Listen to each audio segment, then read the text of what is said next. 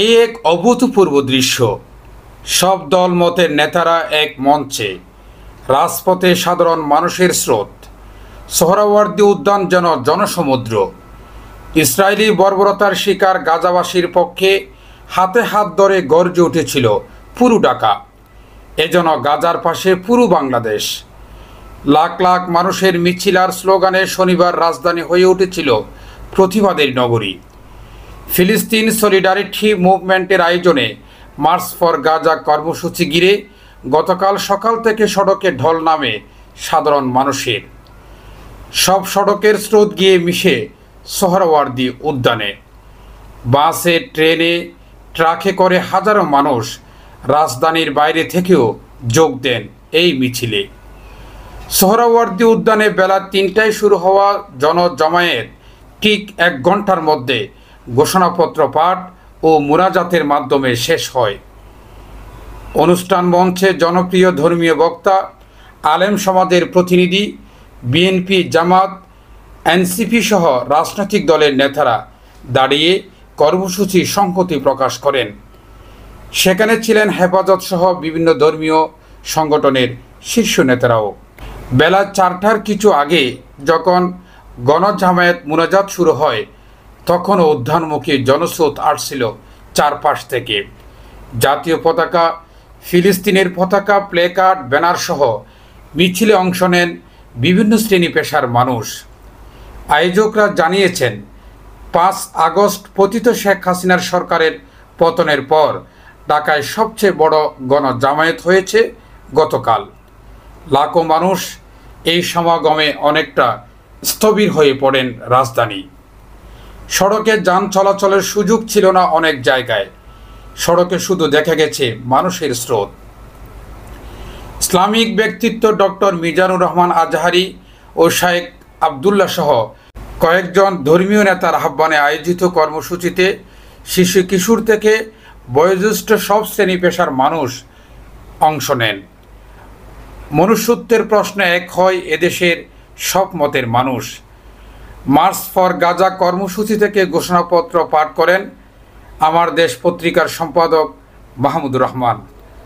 আর ঘোষণাপত্র পাঠ শেষে মুনাজাতের মাধ্যমে শেষ হয় কয়েক লাখ মানুষের এই সমাবেশ। জাতীয় মসজিদ বাইতুল মোকাররম মসজিদের খতিব আব্দুল মালেক মুনাজাত পরিচালনা করেন।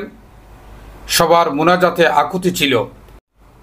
মুনাজাতে বলা হয়, ফিলিস্তিনে ইসরায়েল যে নৃশংসতা চালাচ্ছে তা মানবতার উপর চরম আঘাত।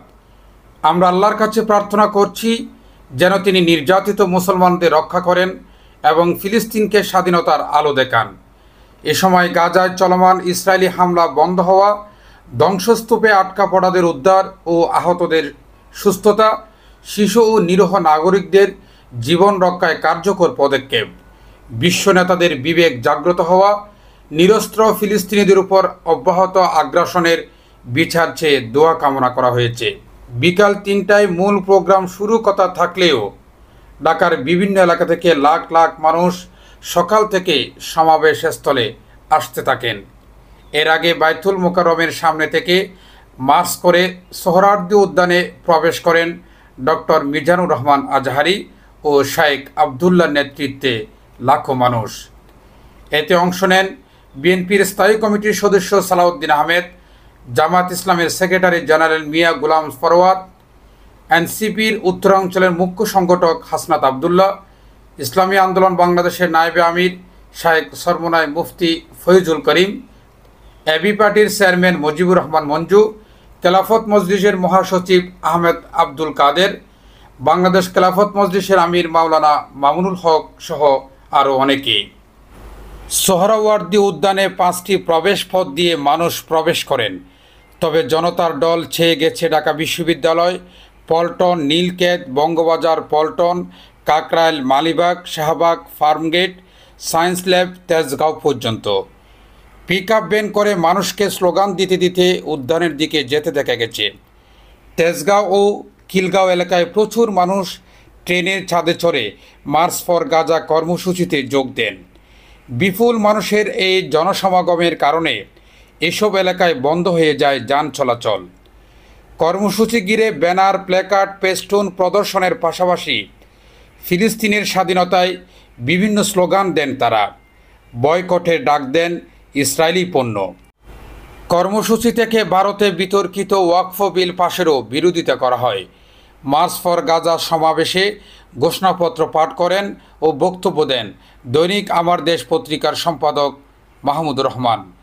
ঘোষণাপত্র ও অঙ্গীকারনামাগুলো হলো: আল্লাহর নামে শুরু করছি, যিনি পরম পরিক্রমাশীল, যিনি ন্যায় বিচার প্রতিষ্ঠাকারী, যিনি মজলুমের পাশে থাকেন আর জালেমের পরিণতি নির্ধারণ করেন। আজ আমরা বাংলাদেশের জনতা যারা জুলুমের ইতিহাস জানি, প্রতিবাদের চেতনা ধারণ করি, সমবেত হয়েছি গাজার মৃত্যুভয়হীন জনগণের পাশে দাঁড়াতে। আজকের এই সমাবেশ কেবল প্রতিবাদ নয়, এটি ইতিহাসের সামনে দেওয়া আমাদের জবাব, একটি অঙ্গীকার, একটি শপথ। এই পদযাত্রা ও গণজমায়েত থেকে আজ আমরা 4টি স্তরে আমাদের দাবিসমূহ উপস্থাপন করব। দাবিগুলো ছিল: ইসরায়েলের সঙ্গে অর্থনৈতিক, সামরিক ও কূটনৈতিক সকল সম্পর্ক অবিলম্বে ছিন্ন করতে হবে। জায়নবাদী রাষ্ট্রের বিরুদ্ধে বাণিজ্যিক অবরোধ ও নিষেধাজ্ঞা আরোপ করতে হবে। গাজার মজলুম জনগণের পাশে চিকিৎসা, খাদ্য, আবাসন ও প্রতিরক্ষা সহযোগিতা সহ সর্বাত্মক সহযোগিতা নিয়ে দাঁড়াতে হবে। আন্তর্জাতিক পর্যায়ে ইসরায়েলকে একঘরে করতে সক্রিয় কূটনৈতিক অভিযান শুরু করতে হবে। জায়নবাদের দোসর ভারতের হিন্দুত্ববাদী শাসনের অধীনে মুসলিমদের অধিকার হরণ, বিশেষ করে ওয়াকফ আইনের হস্তক্ষেপের মতো রাষ্ট্রীয় আগ্রাসনের বিরুদ্ধে ওআইসি ও মুসলিম রাষ্ট্রগুলোকে দৃঢ় প্রতিবাদ ও কার্যকর কূটনৈতিক অবস্থান নিতে হবে। দাবিগুলোতে আরও বলা হয়, জায়নবাদী ইসরায়েলের গণহত্যার বিচার আন্তর্জাতিক আদালতে নিশ্চিত করতে হবে। যুদ্ধবিরতি নয়, গণহত্যা বন্ধে কার্যকর ও সম্মিলিত পদক্ষেপ গ্রহণ করতে হবে। 1967 সালের পূর্ববর্তী ভূমি ফিরিয়ে দেওয়ার জন্য বাধ্যবাধকতা তৈরি করতে হবে। পূর্ব জেরুজালেমকে ফিলিস্তিন রাষ্ট্রের রাজধানী হিসাবে আন্তর্জাতিক স্বীকৃতি দিতে হবে।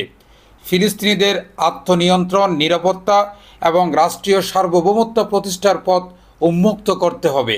কারণ এই মুহূর্তে বিশ্ব ব্যবস্থা যে ন্যায়ের মুখোশ পরে আছে, গাজার ধ্বংসস্তূপে সেই মুখোশ খসে পড়েছে।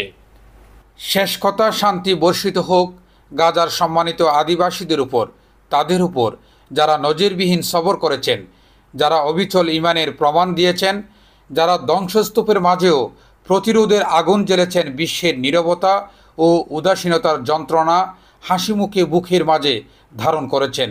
শান্তি বর্ষিত হোক তাদের উপর যারা নাম রেখে গেছেন ইজ্জতের খতিয়ানে।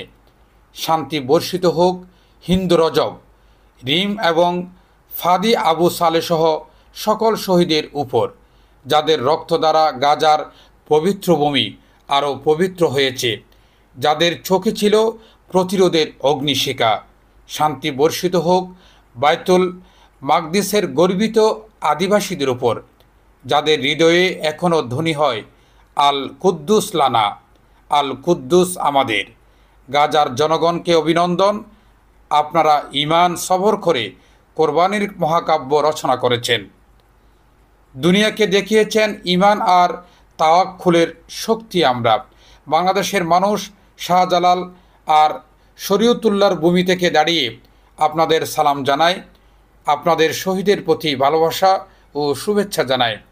আর আমাদের কণ্ঠে উচ্চারিত হয় এই দোয়া: হে আল্লাহ, গাজার এই সাহসী জনপদকে তুমি সে পাথর বানিয়ে দাও যার উপর দিয়ে ভেঙে পড়বে জায়নিস্টদের সব ষড়যন্ত্র। Mohammad Mohiuddin, city news TV 24।